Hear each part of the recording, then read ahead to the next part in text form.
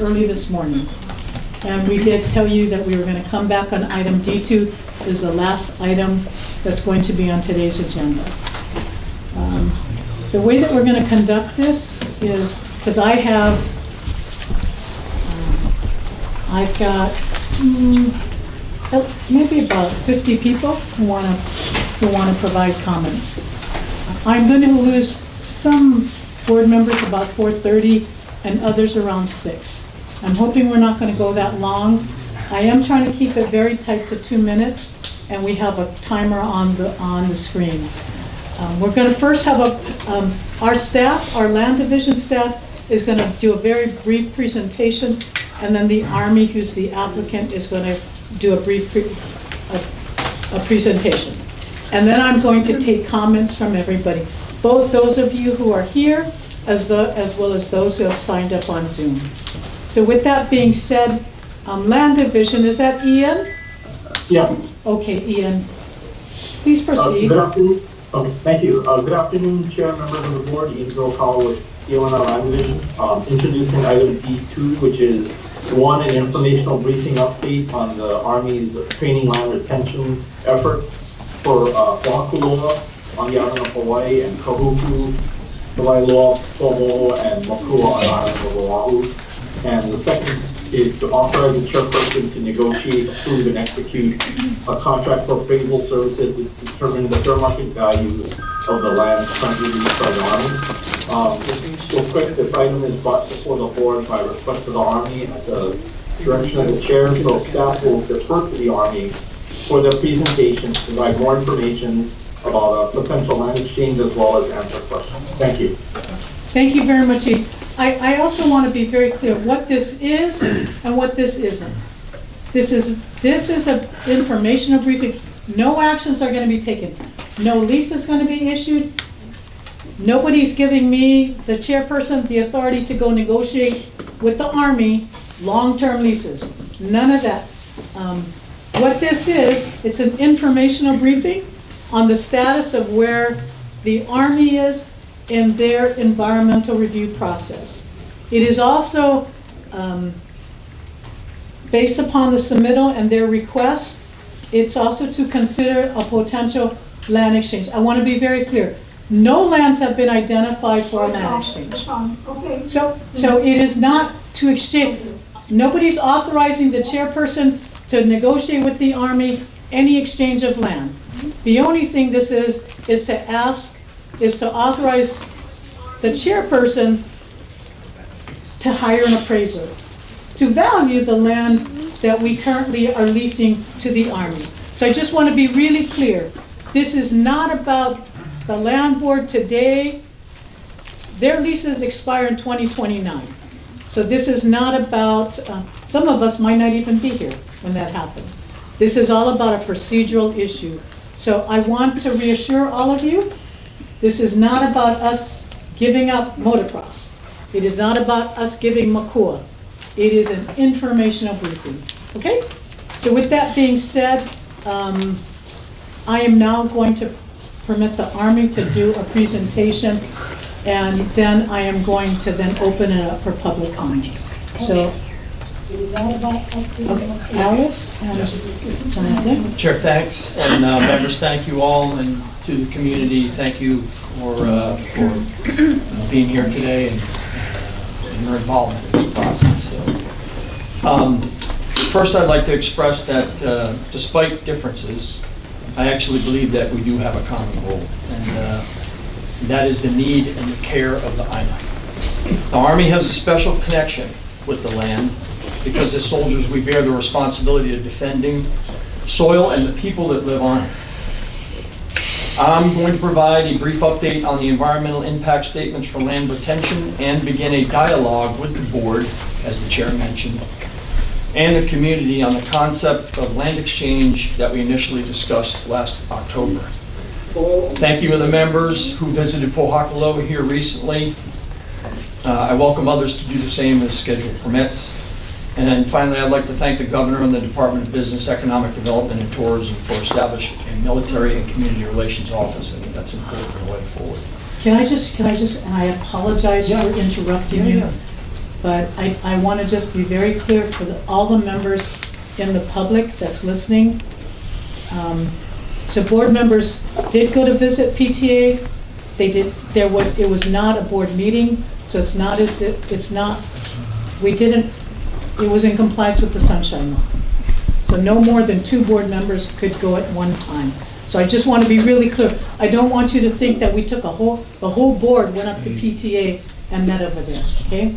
I want to just be, so I'm trying really hard to be transparent, trying to be, if I see a potential where we can get confused, because I get confused very easily, then I'm going to try to correct that for the record, okay? Yeah. All right, thank you. I apologize. So just to recap some information, Chair, thank you for clarifying that we shared back in October with you all. Hawaii is extremely important to the U.S. Army for several reasons.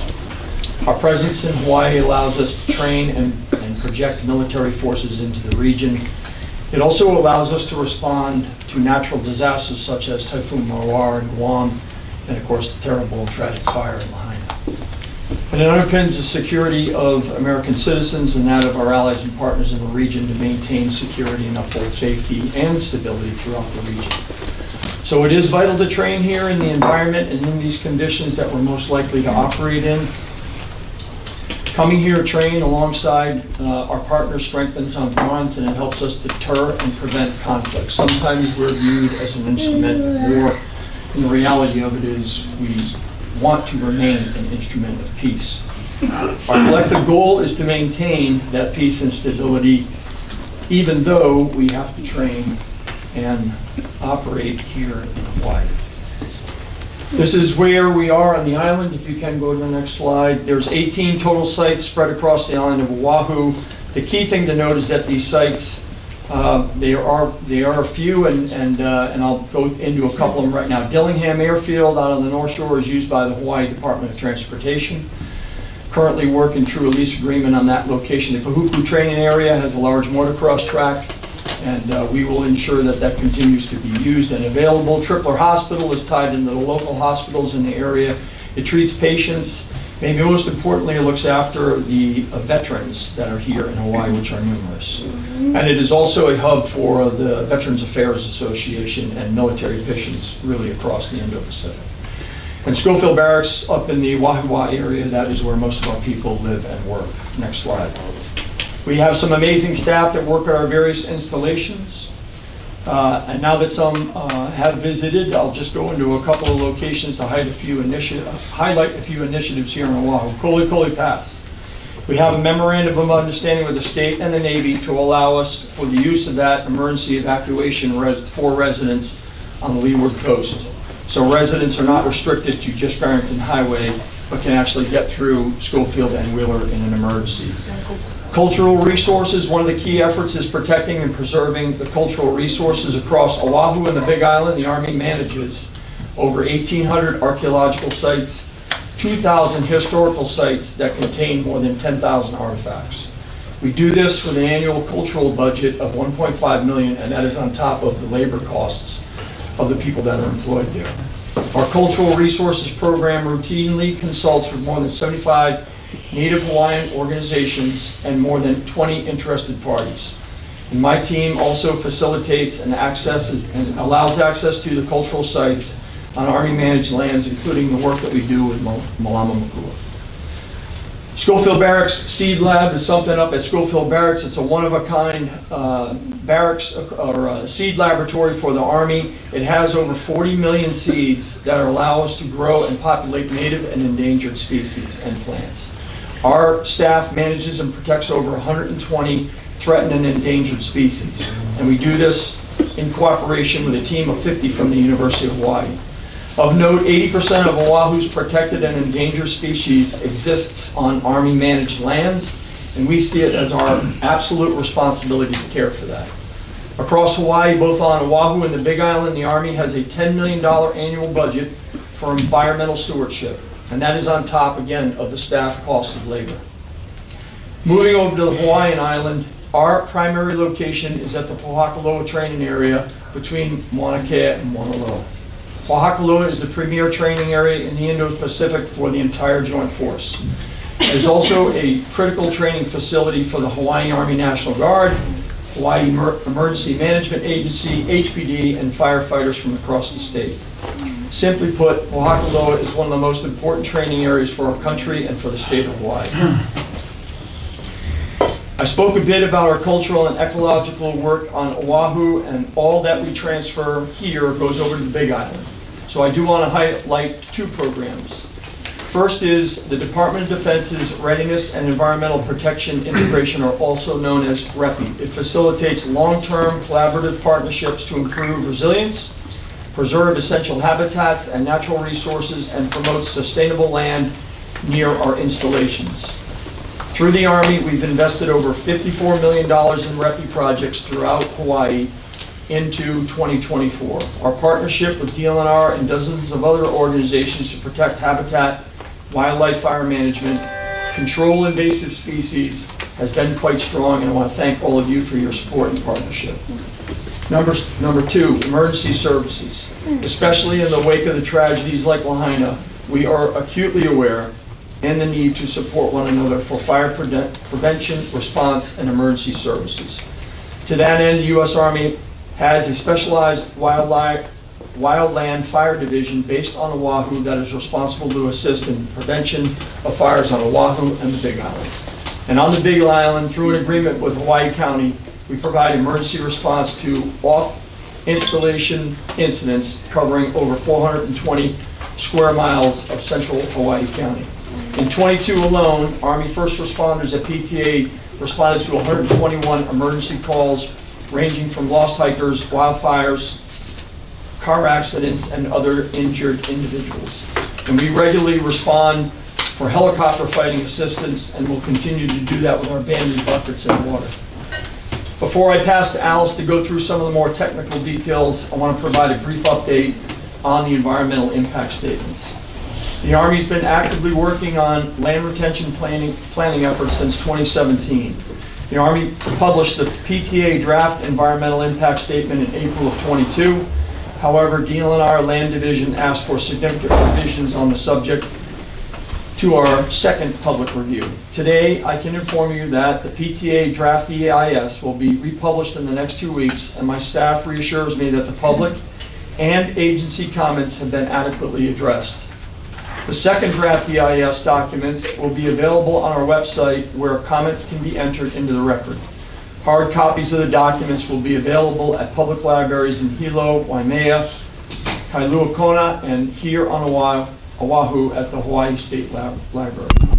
2 public meetings will be held on the Big Island in early May, both in Waimea and Hilo, where the public can learn more about the proposed actions and the lands and resources that are being evaluated.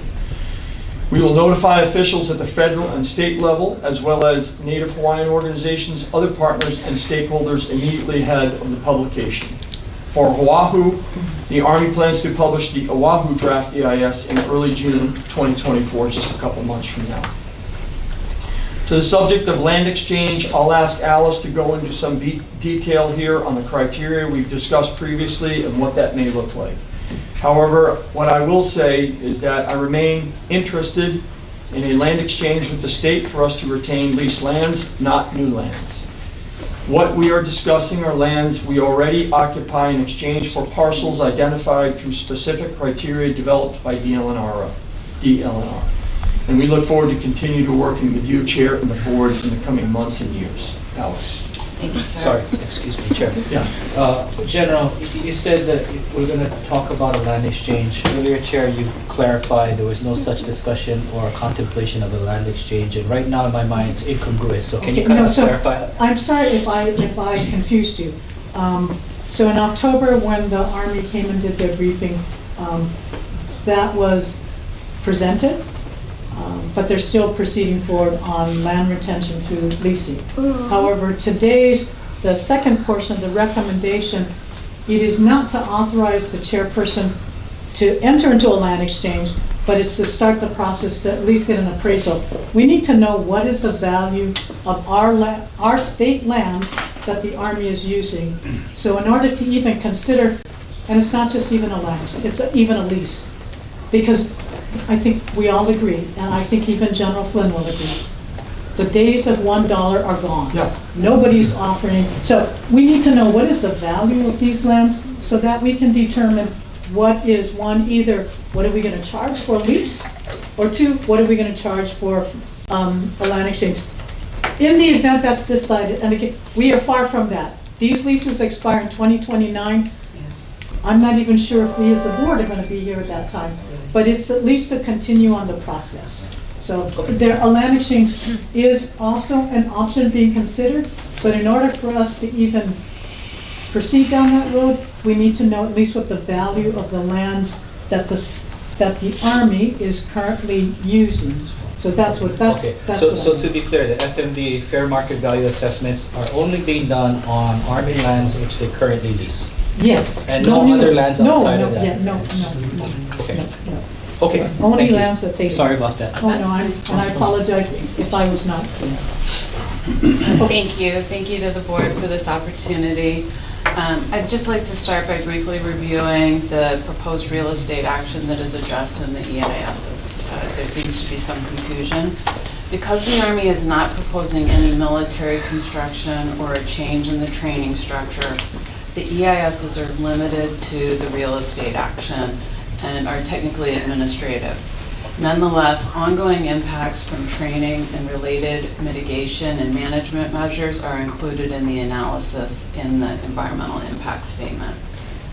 The current environmental impact statements for both PTA and Oahu examine the impacts of retaining the land through both fee simple and a lease scenario and with the result is to determine how much land should be retained and are there differences between the alternatives based on the land retention method, so lease versus fee. We're proceeding in this way because we don't want to constrain future negotiations with the state by identifying a preferred alternative or preferred retention method at this time. This would happen once the NEPA process is concluded and a record decision is signed and we go into formal negotiation. I'd like to briefly go over the alternatives that are included in the PTA EIS. If you look at the map that's projected, could you please go back up one slide? So this is a map of Pohakaloa training area. The yellow is the lands that are currently leased from the state. That is about 23,000 acres. And the parcel to the south was granted through an executive order. The parcel to the northwest was purchased from Parker Ranch in 2006. Do you have a total estimate of how much land the Army currently owns, as well as what's the lease? The lease you have 23,000. Overall it's 133,000. 133,000, and of that 23,000 is leased. Yes. That's right. We could go to the next slide. So on this slide, you see that there are three alternatives under consideration in the environmental impact statement. Alternative one would be to retain all of the lands that are currently leased with the exception of a couple of parcels that have been carved out based on DHHL comments that those were erroneously included in the original lease. Alternative two is approximately 19,700 acres. It would not include, going forward then, we would not include those lands that are north of the Danoke-Inouye Highway. So those are the yellow. Alternative three, we would only retain the central portion and the other areas would be, we would not be renewing any action on those. And that's about 10,000 acres, though we would need approximately 11 miles of road easements to be able to continue training. Any questions about the alternatives as I presented it? And there's always the fourth alternative. The no action alternative is absolutely included. The no action alternative is there is no new lease, and that is also analyzed within the EIS. And so that would be the yellow, the entirety of the yellow, the area marked yellow. Is that Correct. All right. Let's move on to Oahu. So on this map, it's a little bit different setup. I wanted to include just all of the military lands that are in central and northern Oahu to show that where we have the government federally controlled lands are in the teal color, and then the state leases are in the orange color. So that gives you a broader geographic view of the parcels under consideration. So the farthest north is Kahuku, Yes. and then to the west is Mākua Military Reservation. And then Po'omoho is the large parcel that is more central. All right, let's go ahead to the next slide. I'm sorry, the Yeah. teal was what? Federally controlled lands. Got it.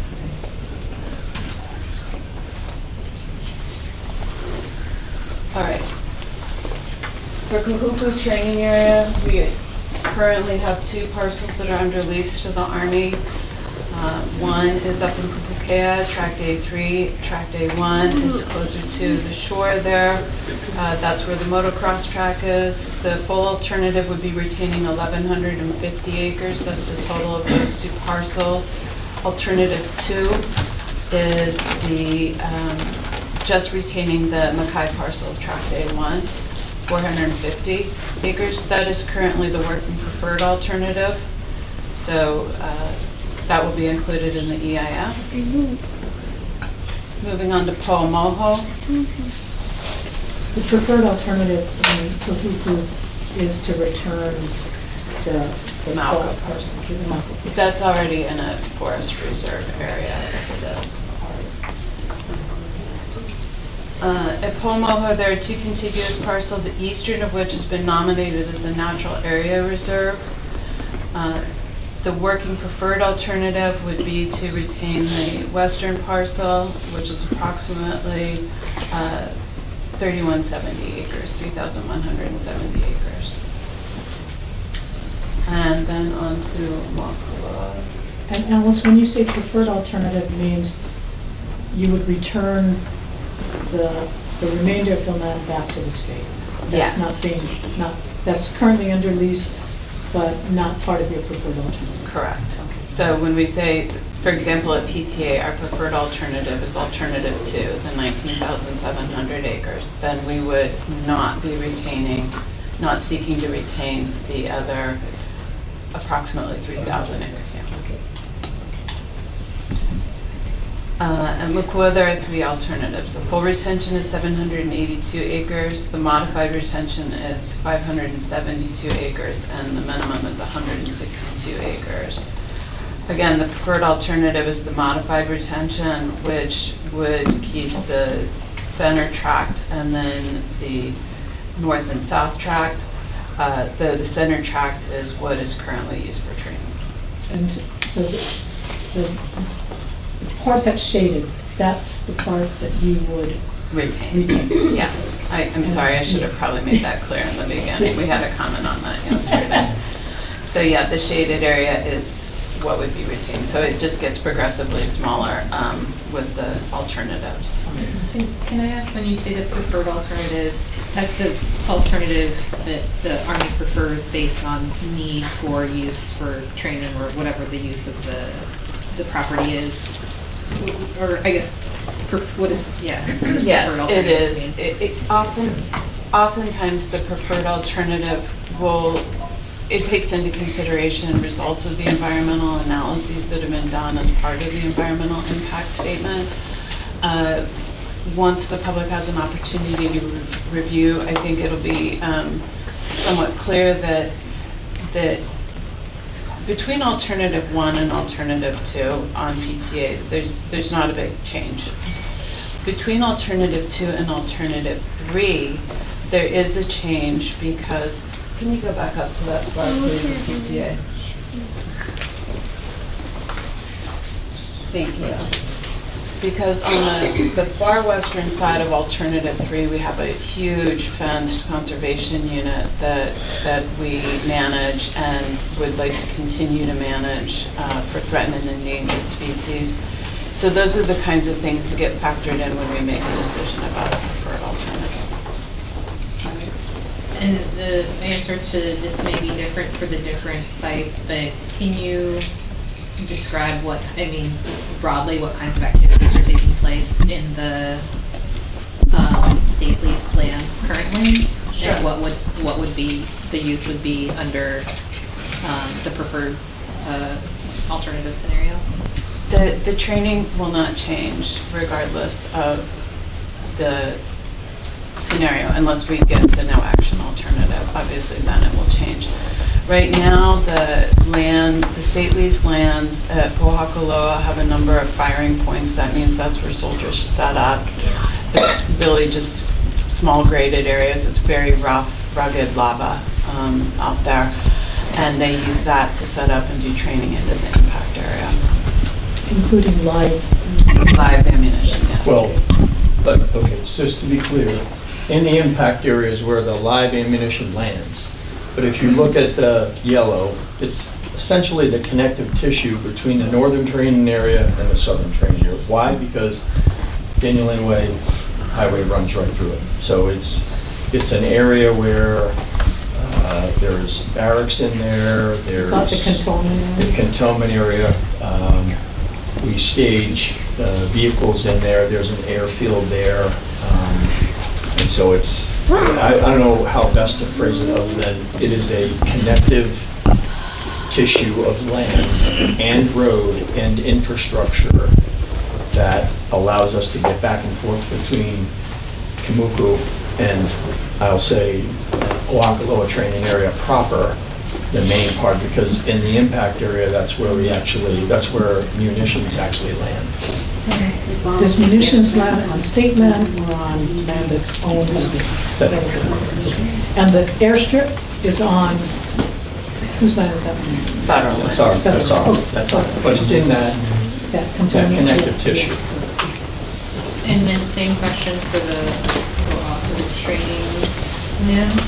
So up to Kahuku, we currently are not using the Mākua track for training at all. It is a conservation area. I mean, we treat it as a conservation area, but we don't need to retain that to continue what we're doing. And there are other conservation management units within Kahuku that we also manage. And then the retained tract? Tract A1 is, there are facilities on there that there's roads to get in, coming in from near Sunset Beach. It also has a helicopter landing pad in there, and then the motocross track is also in there. And the motocross, that is, can you describe how that's used? Because it is also, can they operate, how do you coexist? How do you coexist?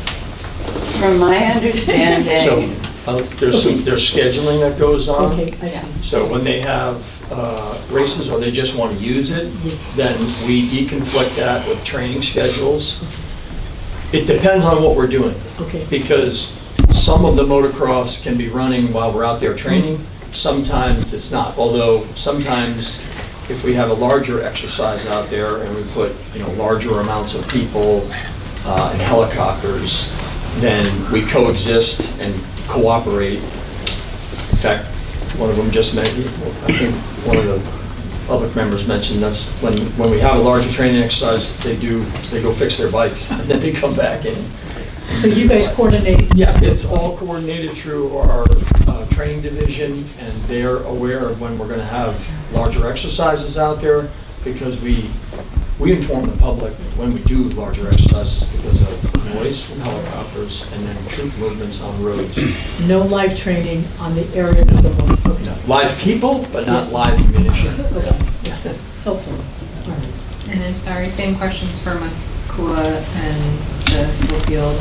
So it looks like the proposed NAR tract, is that already sort of being designated what's it's the in the current? process of being nominated as the natural area reserve. We don't use this parcel for ground training at all. Okay. And then the rest of it is used for ground training? No, none of this area is used for The gray area to the south. That's East Range. Uh-huh. That's used for training. Okay, but The hashed area, it's very rugged. It's used for aviation training. Got it. So Okay. no live training on state land? aviation. Aviation. We do, so we fly over these tracks, and then we'll put what's called like a jungle penetrator down, so we can do rescues of people hikers who are lost, or our own soldiers that get injured when they fall down a gulch when we're out training. So we have to do that for life limit eyesight and the safety of people that are out moving around in that terrain. And if any of you have flown over that at 50 feet, 100 feet, it's almost impassable by humans, but people do go out there and they get injured and have to do things to rescue them. There's hunting that occurs in there as well. Great, then, sorry, last one. As I noted, we don't currently use I'll take this one. Okay. So that strip, if you can go, if you look at that, so that tract of land, so we have not fired any live munitions out there since 2004. Okay, I have that right? Yes, sir. 2004. However, we have used those, and it's mostly in the leased area, because the rest of it is all environmental, archaeological, conservation things that we've been doing to take care of that. But what we do use, there are pads out there where we land helicopters. We've had vehicles in there before to do maintenance.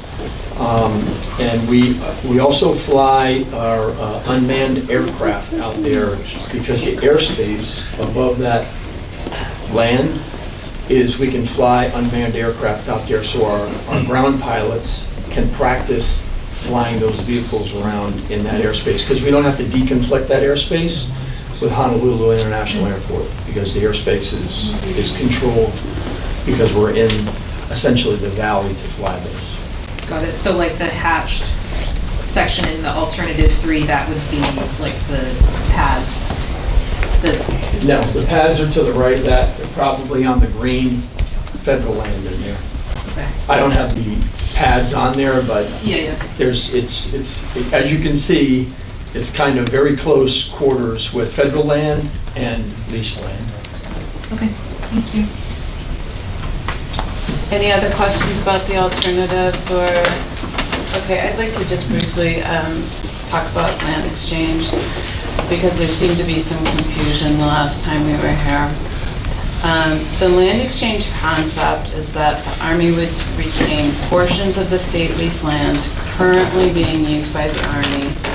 In exchange, the Army would provide other federal lands to the state that would be mutually agreeable to all parties.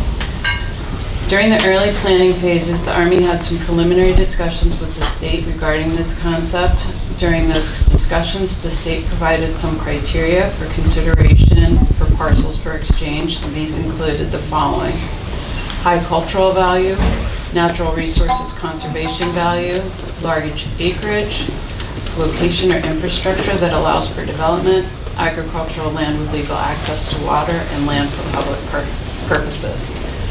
Subsequent to those discussions, all Army lands in Hawaii were evaluated to identify parcels that meet those criteria, and we have done some preliminary land exchange planning.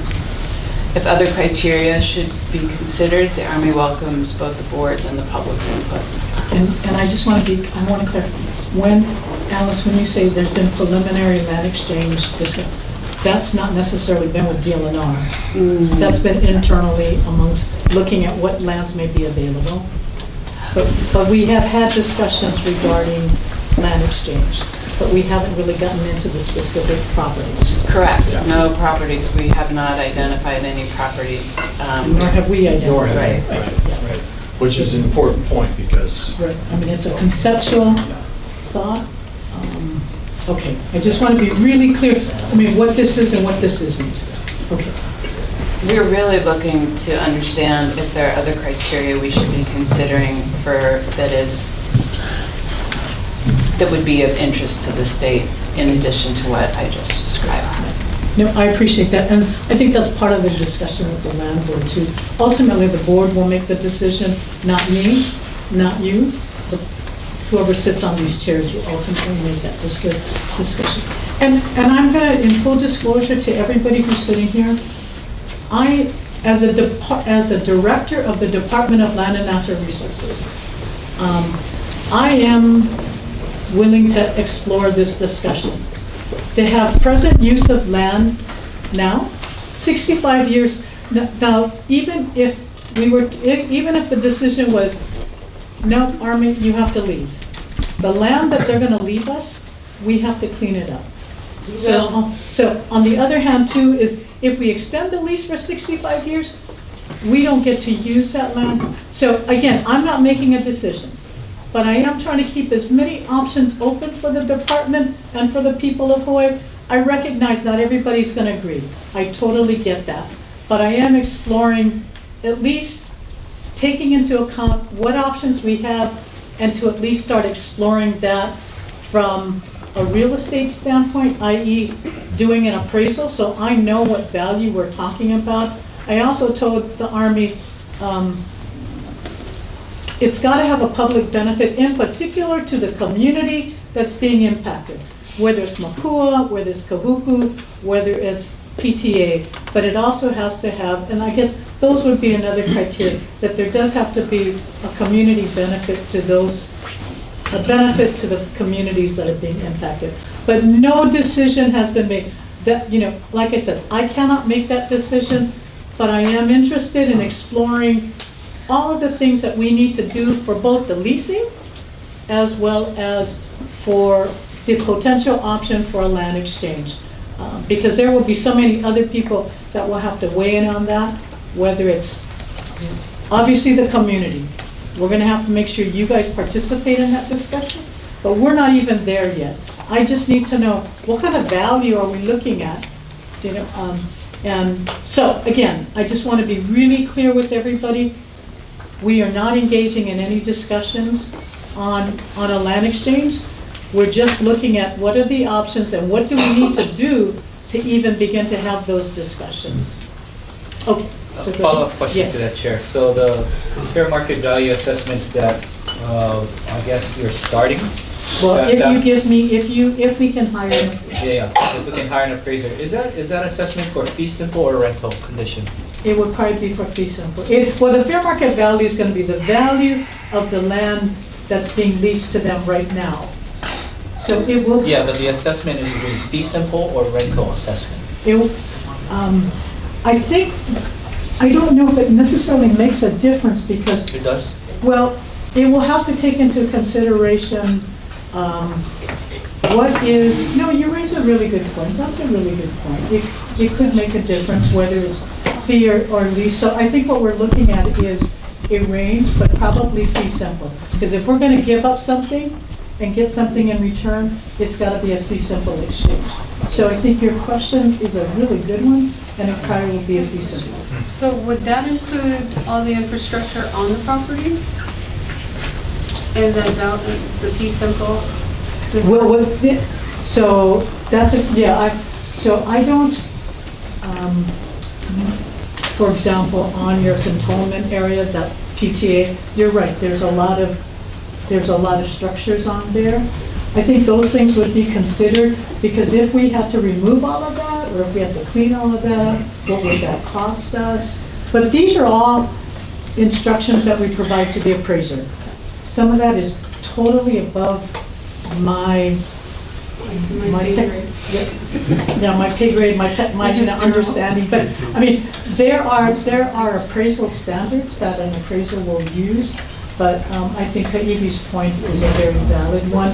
I think we would be looking at fair market value. I think both of us, both the state of Hawaii as well as the federal government, is bound. You have to get, at a minimum, fair market value. Now, obviously, we would like more. So that's why we need to do our appraisal. They're going to do one. They're going to come in low. We're going to come in high, and we're going to come potentially someplace in the middle, hopefully closer to where we are. If the board does consider a land exchange, but we're not even there yet.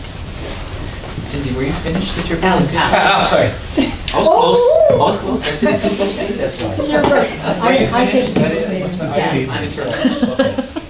So, Chair, is this board's time to ask questions, or you want to do something else? No, so again, you came here to announce that you are doing public, you're beginning your EIS process, you're going to go out to public comments, Yep. and you wanted the board to know before it goes out to the public. right. Yes. So yes, so that, you gave us the schedule. When is the publication and the meetings? The meetings are currently scheduled for the first week of May. First, and that's just for the PTA? Just for PTA, and then when Oahu will be published in June, and then we will schedule 3 public meetings to occur at Kahuku, in Waianae, and likely in Wahiwa.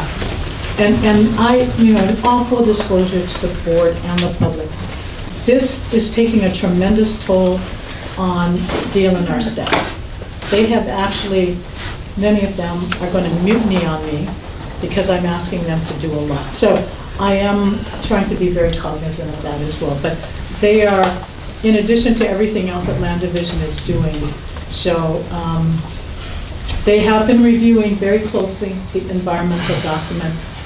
Alice and our staff, your team have been working, at least trying to give us an advanced preview, and we've made comments. So now it's going to go out to the public, and we will still, at that point, we're going to see what comes out. Okay, so yes, I think it is time now to ask either the department or the Army any questions you have. Alice, I'm not sure if you or Jenna that said that as of right now, you don't anticipate any military construction, yes? That's correct. Yeah. And I'm gonna guess that's a, but let me back up just for a second.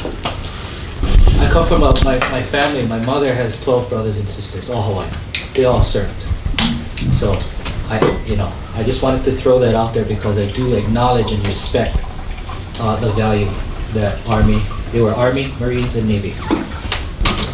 10 of them are gone, only 2 left. So I wanted to start with that lens so that you know that I'm not one way or the other. So my questions are not tainted in any shape or form. So no military construction. I'm going to guess that that's a smart way to sidestep or suspend the EIS, yes? No, not actually. Okay. So we cannot do military construction on state leased land because we don't have a long-term holding for it. And so because of the terms of the lease, we have done some construction in the past of one of our training facilities, and the lease was amended at that point. But no, we're constrained on that, just based on our land interest, but also, so we don't have anything planned, there's nothing in the budget. So construction you're defining as new construction or substantial, because I'm confused as how does a military installation forego regular maintenance and repair of structures? That's different. I mean, operations and maintenance go on all the time. I mean, yes. Okay, fair enough. And really my question, in the event of, option 4, let's call it, the no option. And again, I'm not even suggesting that is the option.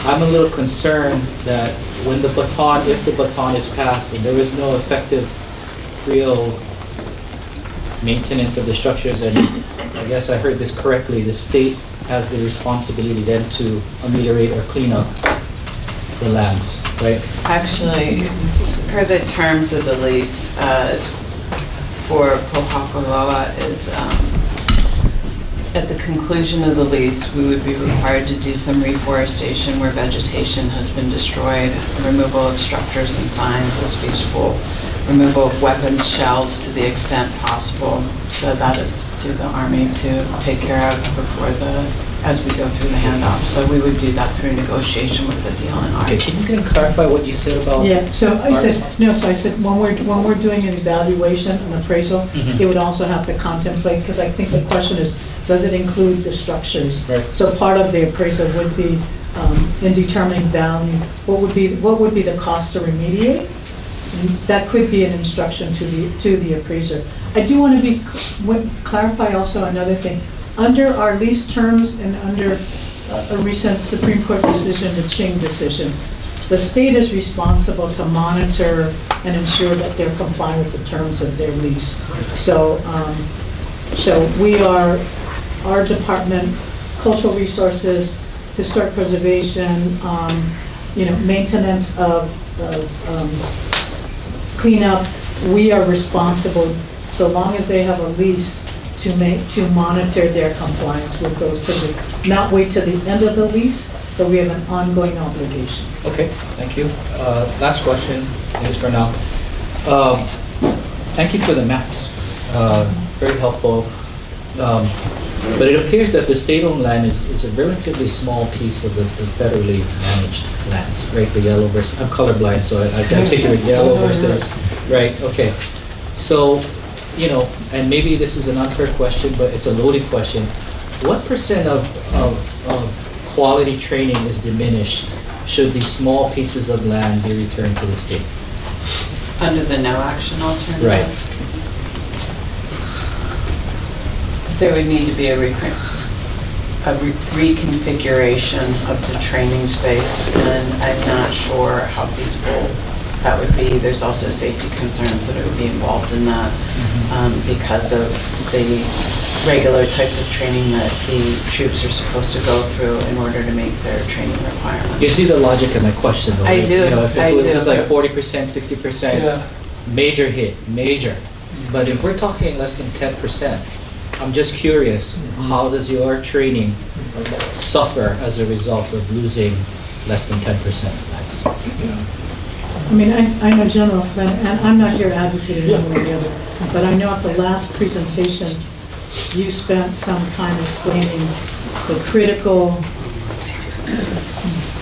in particular PTA's critical location for the Indo-Pacific, and in particular, this particular area. Why is it so critical to readiness? So I think that it would be helpful if you explain that. Yeah, and I'll because what's available and what's been talked about on Oahu relative to the, again, I'll just refer to it as the connective tissue between Oahu and PTA South, if you will, the impact area. So when I was here in the late 90s, this is my third assignment here, almost 11 years. This is my 11th year, actually. I trained in Mākua Valley. I live fired out there. And it was probably in my nearly 40 years of training, the live fires I did on Paakaloa and at Mākua and Schofield, particularly Mākua and Paakaloa, were probably the best live fire training events that I have experienced. We no longer live fire at Mākua. And when I was a two-star here, I was in General Evans' job, so I've been involved in the land for a decade now, either directly or indirectly when I worked in Washington, D.C. And what I would tell you is that, as I mentioned in my remarks, the Paakaloa training area is the single most important training facility. When I say facility, we have force on force, we have live fire, we fly helicopters unmanned. It's also where the Guard trains, as I mentioned. I mean, it is local, state, federal, military, non-military capability that is increased tenfold out there. So it's hard to put a percentage given your question, but I would just tell you it is the single most important training facility that we have between California and the first island chain in Japan. Okay. And so the parcels on Oahu are to a much, much lesser degree, and by percentage, it's only 6,200 acres, I think. 6,200, yes, sir. And as Alice outlined there, much of it is sort of pass-through land, like we fly over it and we share the motocross, and that particular parcel is more important than the other. But of course, Mākua is incredibly important. And I recognize that because I remember as a young major, that was being challenged in the late 90s and of course early 2000s. So, Sure. thanks. Had you had the opportunity to visit Puhakaloa, Well, me? had you had, Oh. you would have a better understanding of what you just said. Like, you'd have to be there. Puhakaloa has got a village of, what's the name of that village, Lieutenant? Anyway, they've got makeshift villages. It's just an awesome site. And it's the real deal over there, So I wish at some point you had the opportunity to go. Greater appreciation. Anybody should. It's welcome to anyone. Brian? Is that a question? So, Jennifer, thank you for explaining how critical that site is. And on Pokaloa training area on Hawaii Island. So, in the appraisal instructions, assuming this gets approved, those are public statements. So when they do an appraisal, you evaluate the value of the property, looking at a number of different considerations. So the value that the military puts in that property is a consideration for the appraiser to give a higher value than the state might come up with. Is that a reasonable? Jenna just said that in a public meeting. It is. I mean, I don't know what the instructions to the appraiser are going to be, but you're right. There are standards that they have to comply with. I think there are different instructions that we will want them to consider. So an intangible value like that could be, I don't know. But I mean, I think it is on the record. You have said that here. You've said that, I recall, in October.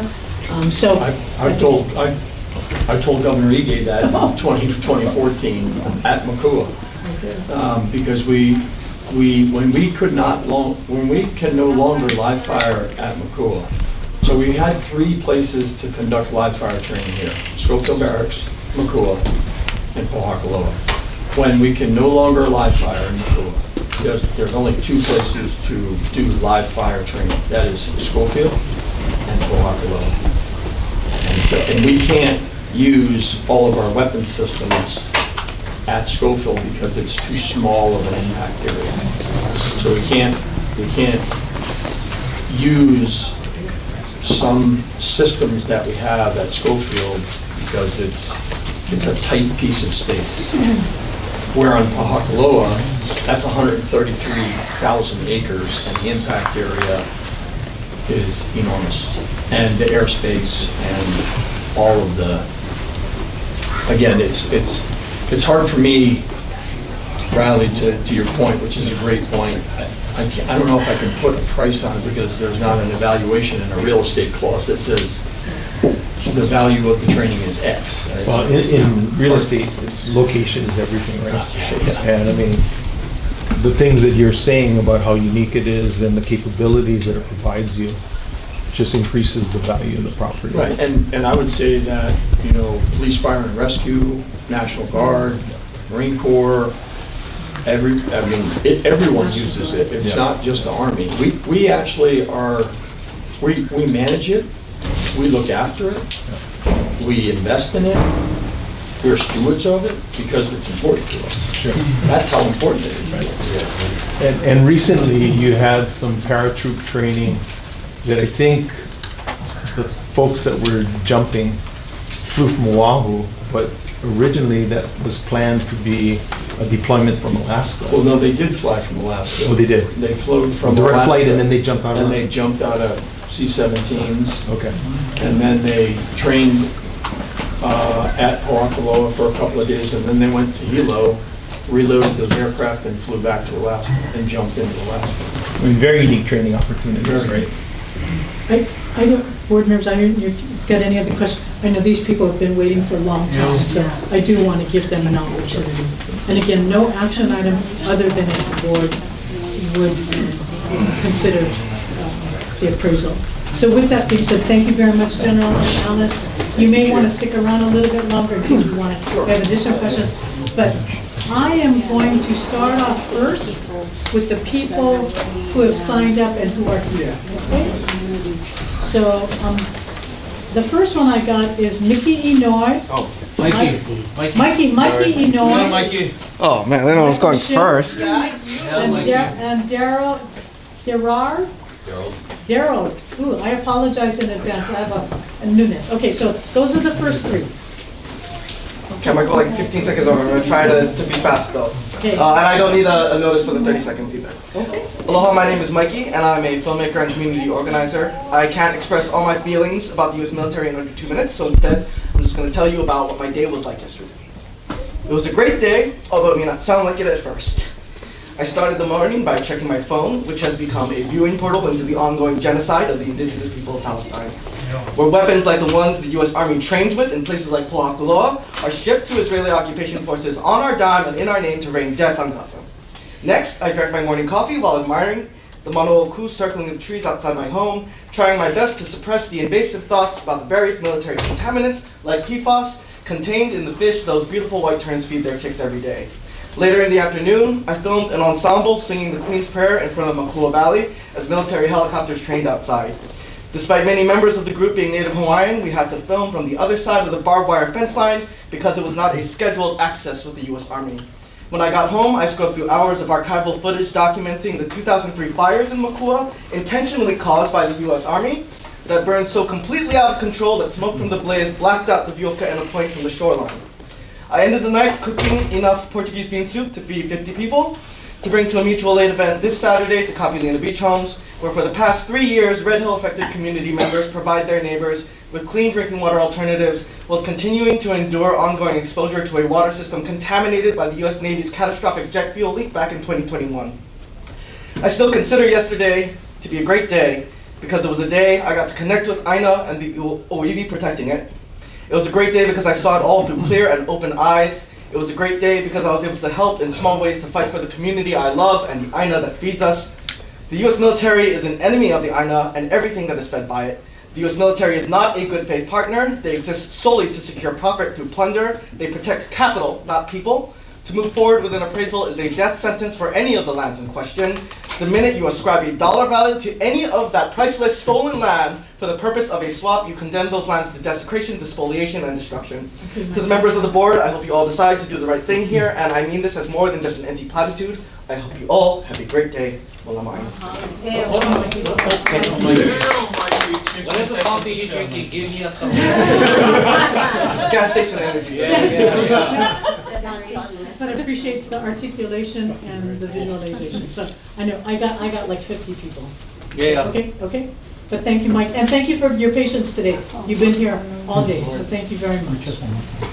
So do you have a question? I did, but she just got me. I'll take a quick question. I can give a quick answer. Just hang around. Okay, so after that, I got Michael. And actually, if you've got a question, please feel free. Well, no, I'll share. Okay. So sorry. Okay, Mike.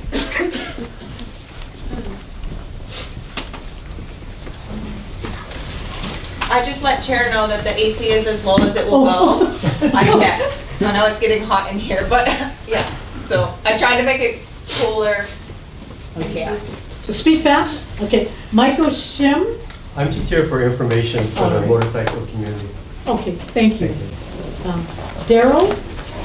And after Daryl, I've got James Monaku, and then I've got, is it Vince Dodge and Ohana? Yes.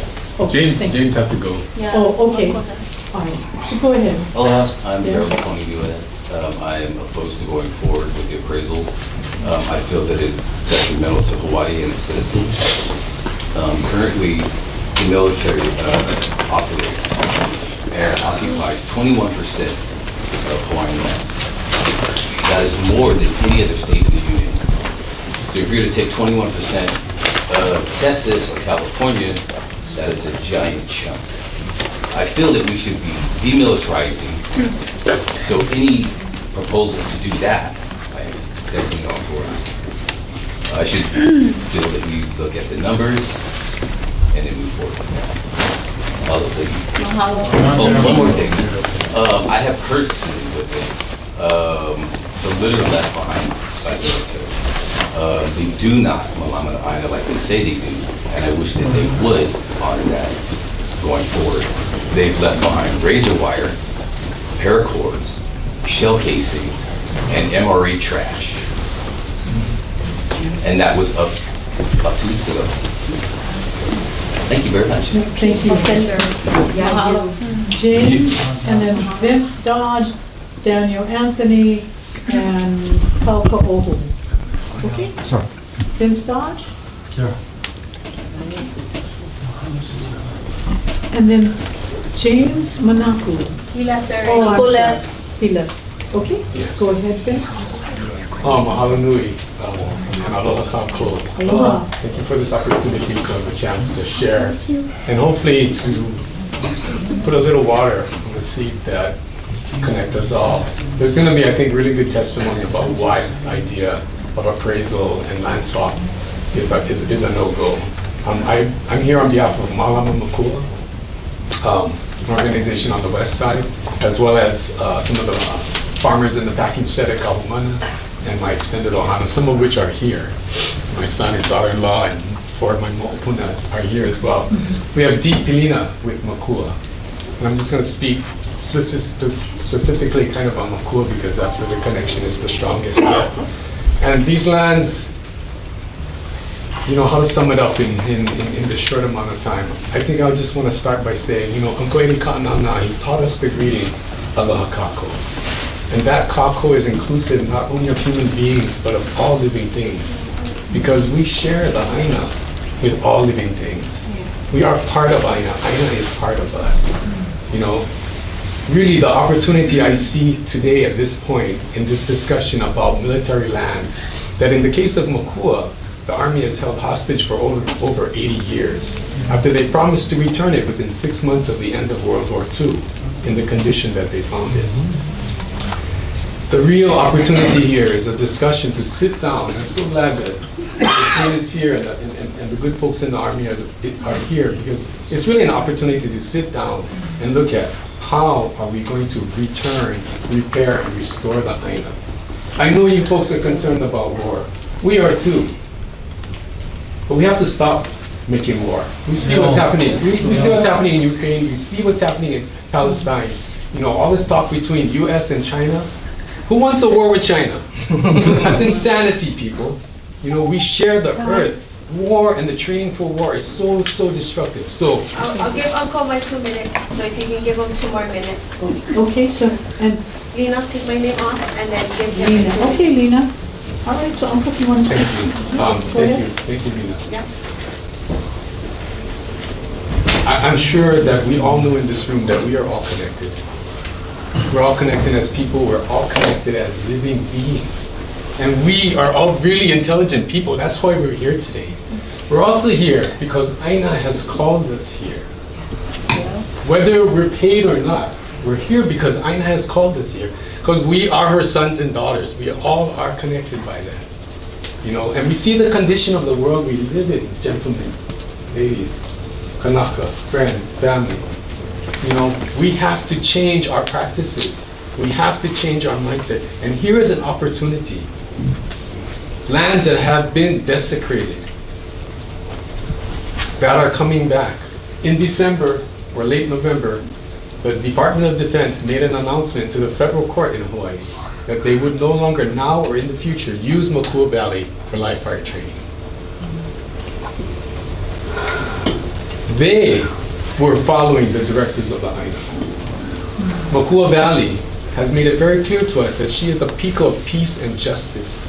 And through that direction, we changed the way that we engage with the U.S. Army.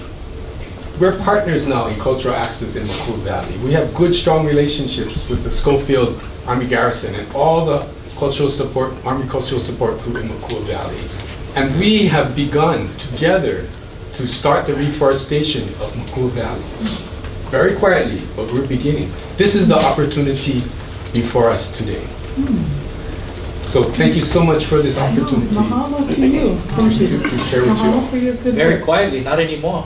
You just said it. Yeah, well, you know, it's like, because I want you all to know that there is potential to shift in this direction, that it doesn't need to be business as usual. We don't need to be convinced that there are dangers out there that we must, prepare for.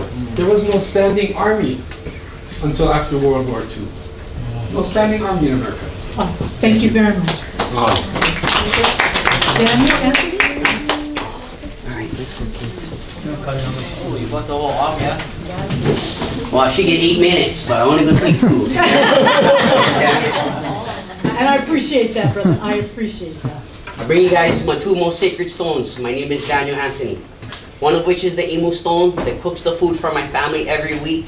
The other which is my Pohapuku Iai, that this stone has over 150,000 pounds of kalo that it has found in the last 37 years that it's been in my family. Both of these stones were gathered in Mākua. Yeah, Mākua is not some place that I go to. Mākua is some place that lives inside of me and lives inside of my children. So when you do training, sir, you actually bombing me, you bombing my kids. Okay, but Yeah. Daniel. And I'm sorry, I wanted to tell General Flynn that because I don't want to be his enemy. But time and time again, the farmers are put as the guys that always lose. Yeah, I want to say this. If it's the most important lands, show us in your dollar value. Yeah, anybody can contaminate land and say it's valuable for $1. Auntie, I appreciate you, but you're too damn nice for negotiate on the behalf of our people. The state of Hawaii has created a terrible precedent of which they only need $1. I'm saying the Hawaiian people, the Hawaiian community, and the future children need to be equally compensated if you're going to be here. Or, and I need to put this on the record, I want China, Russia, and America to bid on these lands. We'll take the highest dollar value if that's what it's going to be. Because the truth of it is, who pays for this are the Hawaiian children and the future generation. They are the ones that are going to be left with dealing with the contaminants, the last of the water, the last, you guys, where we're at is we're either going to be extinct because we have no access to live on our lands, or we're going to thrive in new ways of partnerships and collaborations. If I am truly an American, then these guys should be fighting to put us back on the aina. And if I'm not an American, well, take me out and show us your true intentions. Because the truth is, if we all sit here in this common ground of this aina, like you said, Auntie, you're not going to be around maybe. But I guarantee you I'm going to be around. That I have the descendants that will be here that will require that these stones left uncontaminated. That the water is left. I thank you guys for that. I thank you very much. And I thank you for bringing your own. Yeah. So I now have, this is Kalka'ohu. And then after Kalka'ohu, I have Jasmine Slovak and then Leilani. Thank you. Hello, my chair and Aloha. board members. Kalka'ohu Leilani, Mapoya Mayao. Ku Mākua Valley Hilani. Senior no laila ku Mākua hine pikake wa hilani. I come from Puea, Waianae Valley on the top of Waianae. 77 was the first homesteaders to move inside Puea, Waianae Valley. From 77, the skies would light up every night, still to now. Glad I get to see you, General. See you, General, because I've been seeing colonels, But I'm here to ku'e against this measure and to be only in our time now, and we got to come up and testify. I was here for 9 o'clock. But I want to say, respect our existence, or expect our resistance. With that being said, the land is chief, we are stewards. General, I do, when you said that the aina is important to you folks, you guys cycle out. We got nowhere to go. This is our aina. He Hawaii au mau mau. So ahiki ke aloha aina hope aloha to the last aloha aina. My poina. Thank you so much. And I appreciate your patience. Thank you very much. Jasmine Slovak, Leilani, and then after that, I'm going to take Demat and Keopu. Keopu. Please go ahead. Aloha. I'm Jasmine Slovak. I'm a community organizer. I work with an organization called Ho'iho'i'ea, Kale'aina'i'i, as well as the Rising Kupuna Council Network. I think really specific to D2, this is the wrong step forward, is ultimately what I would like to say. Yes, in appraisal, we understand the sentiment about why this is possibly a next step in the process. But ultimately, it's a process that we don't, is incongruent with the values that we're talking about at this time. We don't have the ability to appraise this land properly, ultimately. So to move into a process we know that cannot do the very thing that we wanted to do is not the path forward. So I think we need to think of a different process that's more appropriate given the knowledge that we have at this time. So mahalo nui for your time. Thank you very much. I appreciate your patience today too. Leilani, after Leilani, then I have Demont and Keoku.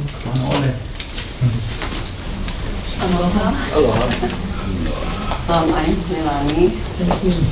First and second, I'm nervous. Don't be nervous. Okay, I'm opposing D2. I don't think that it's within your realm to do any appraisals on sacred land, one, and such large parcels. It's going to be very, very difficult. Just on Oahu alone, it's the 7,766 acres. That's just Oahu on the TMKs that you provided in your agenda. There's one that's not mentioned. This is why I'm here, is Kawailoa and Pomoho training grounds. No one has talked about Kawailoa. Are you guys negotiating that? Or is that, I saw that in the, no. It's a naming convention. We just refer to it as Ho'omaho and the Braves. It is the same parcel of land. It's the same. There used to be another leased parcel north of that that is no longer. It's no longer. Okay. Thank you for bringing that up. Okay, so I mean, majority of this was on that. But so I am still against D2. What I heard is that there's archaeological studies within Mākua, which is very important to our people. There's natural resources, which is one of the criteria that you mentioned. And a lot of aquifers, streams, and high dollar values in these lands. So I'm really curious to how you're going to appraise these things, especially the historical sites and ED areas. So that to me is more important than the performance of the Army and where they're training. Thank you for those good points. Thank you very much. Demont, Keoku, and then after that I have Alejandro. Aloha, Demont. Aloha. So I give this gift to the general. That was my testimony. Aloha mai kako. My name is Demont Kalai Manaole. Aloha aina mau mau. Aloha aina mau mau. I am not American. I will never be an American. So I just want to say this to you guys. I had a prepared speech. I was going to read the last part of my testimony, but I let the brother read it. Here's the deal. If I came to your home and I threw a dirty bomb in your house, you wanted to sell it to you, Kaivi, like sell them to Don, what would be the value to Don to buy your house with that dirty bomb in your yard? What would be the value? You know, there's a woman that just bought a house, a land up on a big island. Big news all over the world. Somebody will make, oops, mistake, build one house on top of her lot. She bought that, I talked to her, she bought that property for the sanctuary that it was because it was a native place. But when they put the house on top there, it was no value to her now. You destroyed the land. And to have the nerve of them to say, oh, you gotta pay us now, or give us the land. For the people that perpetrated the wrong over there. These people are criminals just like me. I was a criminal. I did 28 years in the prison system. How much would it be for me to tell my victims what value I'm going to give back to them for what I stole from them? I cannot do that. You would all laugh at me if I gave you a value for what I stole from you. So what value do they have for what they stole from us? We gotta end this. You can either continue to be collaborators with them, or you can come and join us and say no more, we're gonna continue business as usual. There is no value for land destroyed. We want the land back, yes, but not at the expense of us. This is our lands. They belong to us. Give them back. stop playing games. This is just another delay tactic to continue to stress this out to the end. Thank Don't you so worry. much. You know, I love you, Don. Every time I call, you come, so I appreciate you. Aloha. Show the dirty bum in her house, not mine. Since you love her. He has thrown his share. I gotta go. See you guys. No, and I do appreciate all of you and your patience all day. So, Keopu, and then Alejandra, and then, Keopu twice, and then Trevor.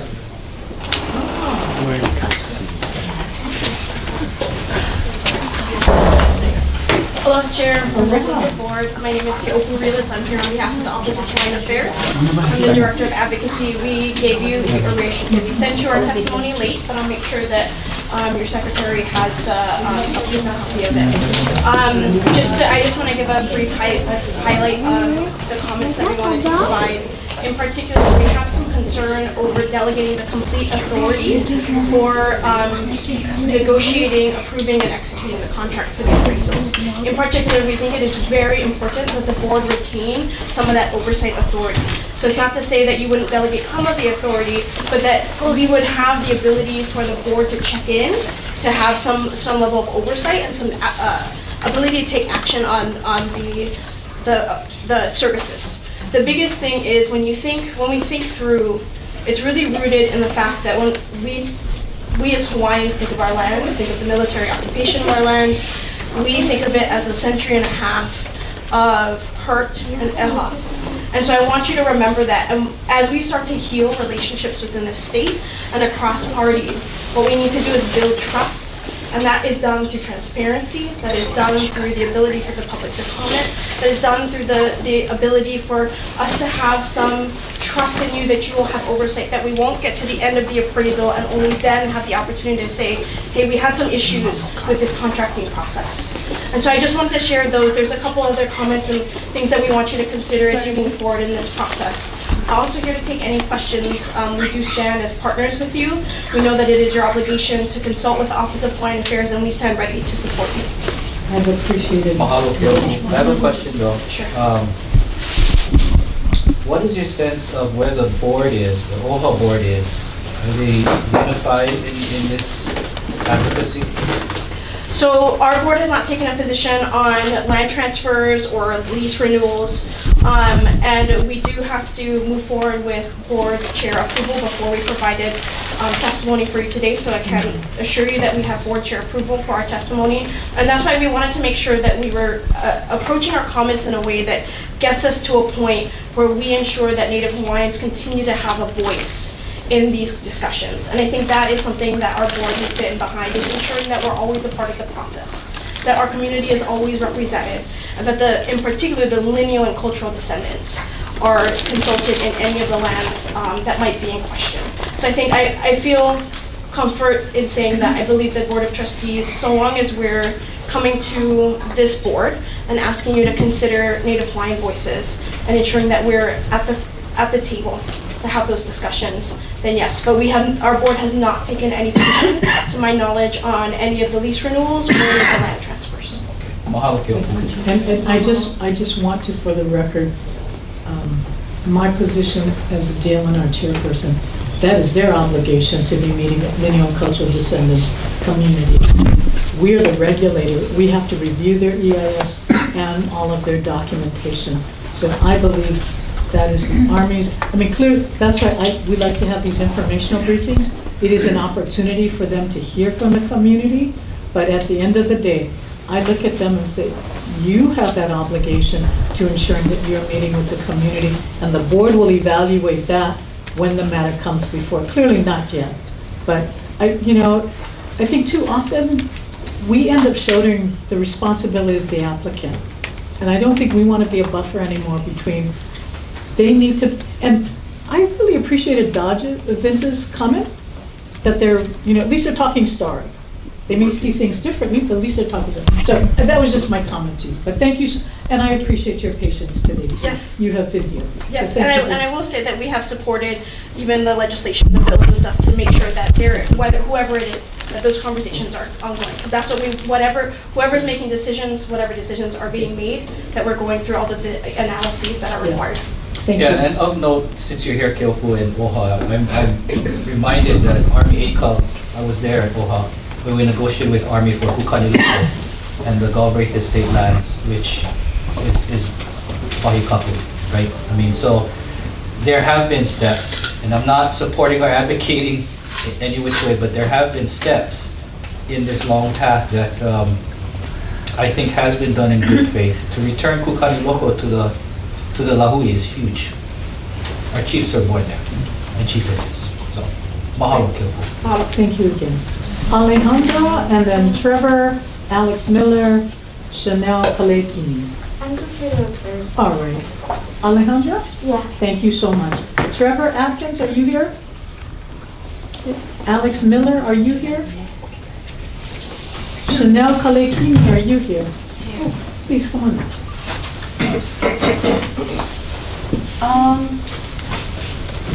Hello, Mākua. Hello. I am Chanel Kodikini. I am from Mākua Valley, and I am one of your many farmers and stewards here in Lahaina. And I briefly just want to go as quickly as possible to just say my written statement aloud to the public. And like I said, I have come to everybody. I have seen everybody of you. So,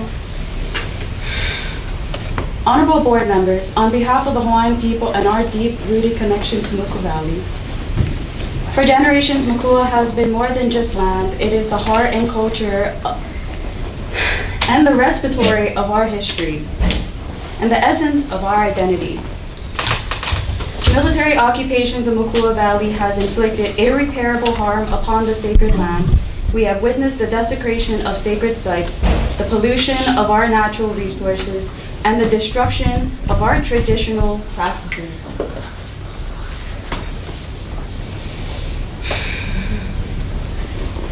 These abuses not only degrade the physical landscape, but also erode the spiritual and cultural foundation upon which our community thrives. The military assertion over control of the valley in exchange for land value is an affront to our heritage and a denial of our rights as indigenous people. We refuse to accept the proposed land swap for the desecration of our ancestral lands.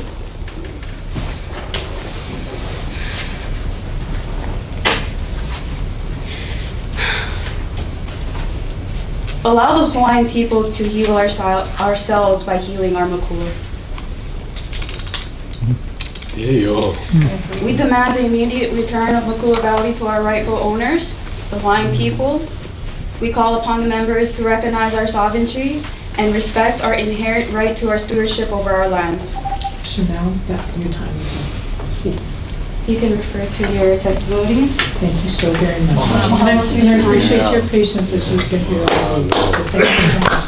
And Ross Hughes, Ross Montgomery, and then Manavai Akea.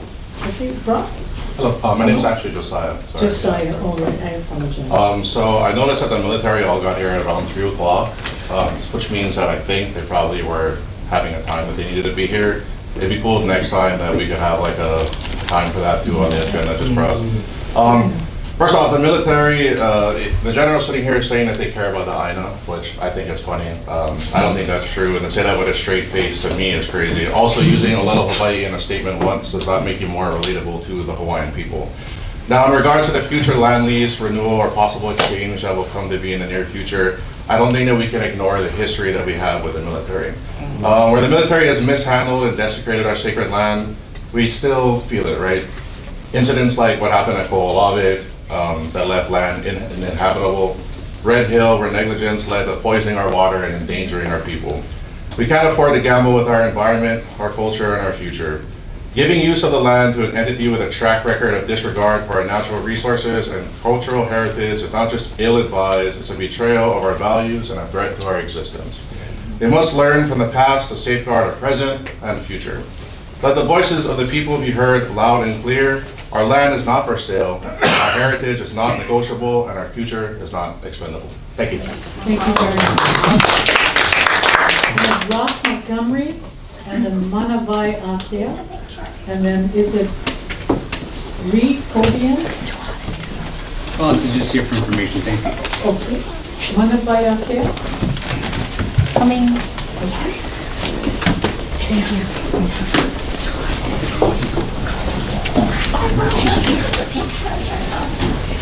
Aloha no, hoi no, manavalakia. I did submit a testimony as Roslyn Cummings. This is just like a subsidiary part of my presence. Anoho'au in the Kauai Mokupuni, so I flew over from Kauai this morning just to be present and to make it known that I myself, as a mother of 7 children that will probably have seeds that will be spread across Hawai'i for future generations, oppose the U.S. military and the need for the appraisal of this land, because I think about if we believe as Kanaka Mole, as Kanaka, that we are part of Aina, how do we put value on life? So how do we put value on the life of the land that has been desecrated by the United States military for over 100 years? And this is not just pertaining to a small parcel of land, but a high percentage, like someone had said, 20% of our Aina. You just have to look at the history. You had the U.S. military hire UH back in the 70s on the island of Kauai, dumping Agent Orange alongside our riverways. It's written and it's known. You have arsenic that has studies. So what I'm asking is for a full disclosure of transfer of title. You know, when we get that opportunity to see how the land got transferred, to see where things in the Pilikia started, we can start to reconcile, we can start to heal, and we can start to move forward. Because at some point, when you look at all what's currently happening, and you look at the U.S. military that states Aloha Aina, you have to question the validity of what one person is speaking towards the high volume of desecration across Pai'aina Hawaii. And again, going back to how do we put value on land as opposed to how do we put value on our lives? Because ultimately the decisions that are being made affects 7 to 21 generations. And I really highly strongly advise this council to look at the history of the U.S. military, from the titles of the land to what's have happened and how they would remediate the soil and all that. Please, Keolu. Mahalo. Thank you for coming from Kauai. Thank you. So is it Reed Cobian? Yep. Yes. Lee Cobian. I'm an environmental contractor. And I'm also a DOD contractor, but I ride motorcycles, and I came here to represent the recreation community. I'm also a recreation lobbyist. My main thing that I want to bring up is you guys are familiar with Na'alahele. It's a trail advisory council. They really want to be involved in what's going on with this consideration of sailing. And because according to Na'alahele, their mission is to preserve access of all the lands for recreational purposes. And there's a lot of concern that the military took over certain lands, that some of those recreational opportunities will no longer exist. Na'alahele is actually under DLNR, yeah, with the Department of Forestry and Wildlife. That's under Aaron Lowe and William David Smith. David Smith, yes, that's correct. Okay. So they were kind of like not informed about this, but like I said, I pretty much wanted to, on behalf of the recreation community, please have the Trail Advisory Council involved. Okay, thank you. Thank you for bringing that to our attention. I have, is it Lainey Christensen, Esme Yokoji, Alexis Warner, Baron Chun, Davian Momilani. Oh, please come here. And you are Baron Chun. Go ahead, Baron. Aloha, my name is Baron. Thank you for having us. I will just speak as a lifelong resident of Oahu. I strongly oppose a land sale or renewal of the leases.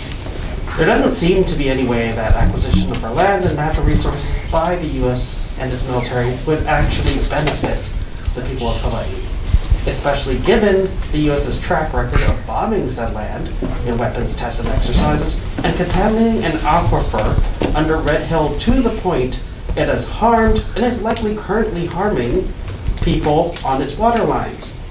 Just two examples of negligence that could actually be considered malicious. If you own these sites, there is zero guarantee you won't backtrack on restoration agreements and no guarantee the land would ever be returned. My decision is from witnessing how the US acts and behaves right now. Growing up in Hawaii, anyone would know that the real value of land and water to us, and especially to Kanaka Maui, is not quantifiable, invaluable beyond anything the US could offer for these areas. The idea of letting an overseas entity buy out land is not favorable to the people here, especially given the history we see. So, I know you say no decision is being made, but I strongly oppose an appraisal of these lands per item D2. Please prove to us that you, the board, will manage and not sell out our land and natural resources. Thank you. Thank you very much, Sarah. Is it BLNR Mommy? Oh, you have been waiting. Since 8-something this morning. Yes, thank you so much. Please, come on up. Aloha mai kako. Aloha. My name is BLNR Momilani Thomas. I am both born and raised from Oahu, Kalihi Palama. Hundreds of my family is still living here. I was also pretty much close to a 17-year Navy wife. Has been retired 22 years, October 2021, just 1 month shy of us waking up and learning, oh my gosh, we are exposed to the Navy Red Hill. And so I am here to be opposed to D2. The reason why I oppose, even though I was a military wife, right, is because I stand with our people, I stand with our ancestors, I stand with our Aina,